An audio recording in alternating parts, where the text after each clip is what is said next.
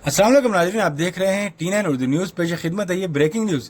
जिला रंगारेड्डी के चिवल्ला मंडल के मिर्जागोड़ा के पास पेश आया एक भयानक सड़क हादसा। तांडूर बस डिपो की एक आरटीसी बस पर कंक्रीट से लदी हुई टिप्पर उलट जाने की वजह से बस में सवार 12 अफराद की मौत वाक़ई हो गई है।